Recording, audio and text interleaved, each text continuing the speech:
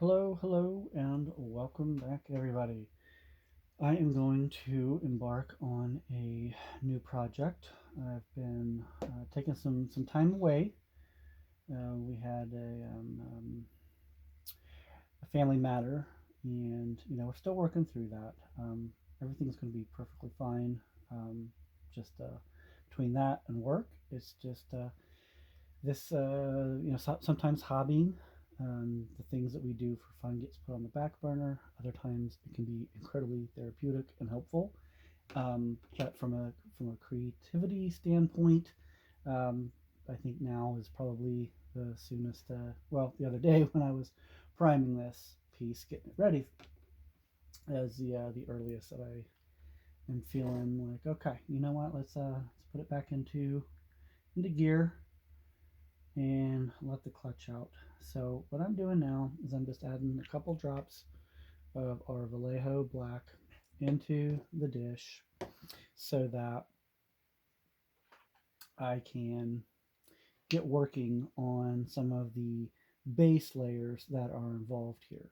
And this piece here is going to be a little bit different because I'm not going to be painting all one base layer. So I'm going to be painting the bear itself and this outer rim of the shield. So in my mind, I am going to try something similar and then something different than I've done in the past. So let's just get that base layer on our bear, because what's going to happen is I'm going to give this later down the road a metallic dry brush. If you have, if you're not new to the channel and you've watched past videos, you know that that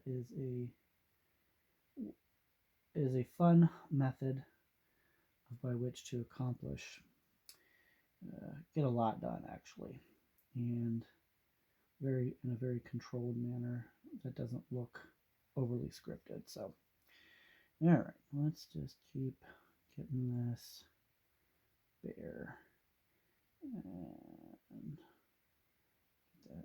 And I accidentally touched a part of the shield that's going to be wood. That is perfectly fine. There's actually no need whatsoever to touch that up at this point in time. In fact, it will only add some character um, to the overall shield itself, because the shield is meant for just that, for protecting you and being in contact with the elements. So I'm just going to keep going here, trying to keep my wet edge, painting thin layers. Whenever you're doing a base layer, you always want to paint thin layers. You'll notice here, the wider parts, I'm using the flat part of my brush, and then when I get down into it, I can rotate my brush and use the edge of it. Now, can you use a smaller tipped brush? Absolutely. And if using the bigger brush feels a little uncomfortable, then go ahead and grab that smaller brush. There's nothing wrong with that whatsoever. And my intents and purposes here, I have this brush in my hand. I've got bristles that are wet, so I'm just going to keep using this particular brush. Again, um, if you are new and this is the first video that you're watching, I congratulate you for picking up the brush and wanting to begin, or at least being curious enough to want to start and learn how to paint. That's really the essence and the spirit of why I'm doing what I'm doing, is just to help inspire, motivate, give some reassurance and encouragement that yeah, you can do this. Maybe you start small, or maybe you start with something that's more intermediate, or maybe you used to paint in the past, or you painted a different type of object or thing, or you've had, just having some experience painting. I just want people to have fun with it, because it is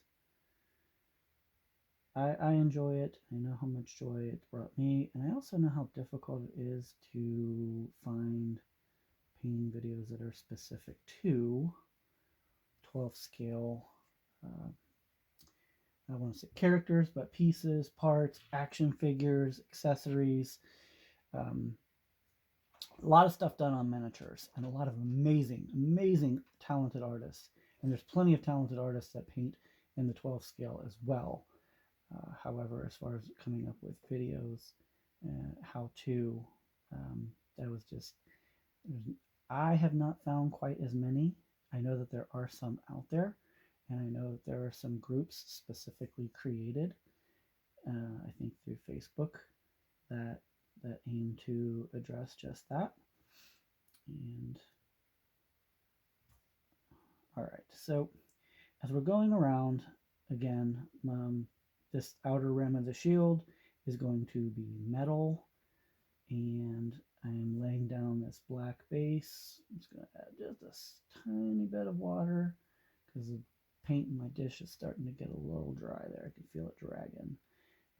So with this outer rim, it's going to be, again, dry brushed metal, and my hope is to use a different, well, my plan, not my hope, my plan is to use a different metal for the black rim, the metal around the rim that I'm painting black now, as compared to what the metallic of the bear is going to be.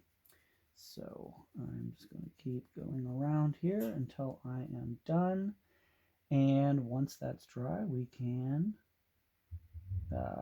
start on with the next phase. So hopefully you're finding this to be super helpful, and I look forward to seeing you in the next.